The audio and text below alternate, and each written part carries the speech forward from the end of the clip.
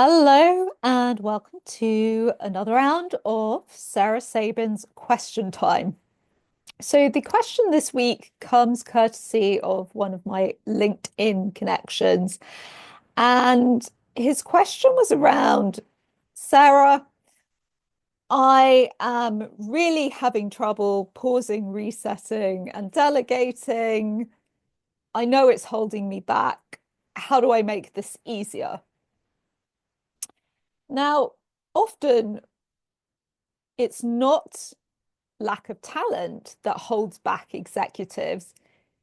It's inertia disguised as busyness.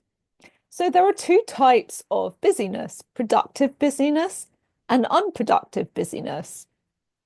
Productive busyness is where you're doing activities strategically and with it being well thought out that contribute to your long-term success in relation to your goals or your company's goals. Unproductive busyness is busyness for the sake of being busy. So you're just on a treadmill of doing, doing, doing, doing, doing. You're having trouble delegating, you're having trouble pausing, and you're trying to fix it, but you're kind of finding it painful.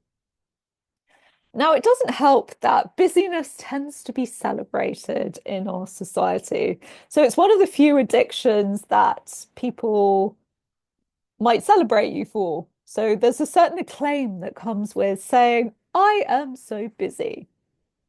Now, the problem is we tend to overestimate how much actually depends on us and underestimate what could emerge if we just stepped out of our own way.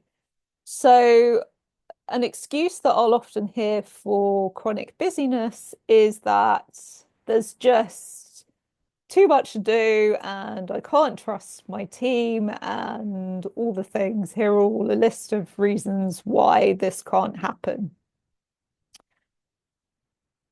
Trying to fix this from the outside in can often be ineffective and it feels painful because we are unaware of what is driving in reality, not just what we think on the surface level. We're unaware of the internal driver influencing our actions and behaviors.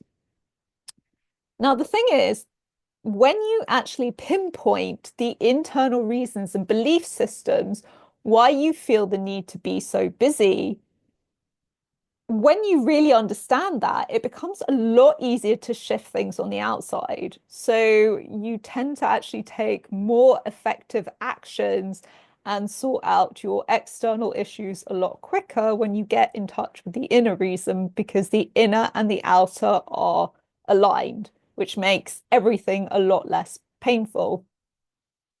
So, for example, let's say you get a certain sense of recognition and validation from being busy all the time.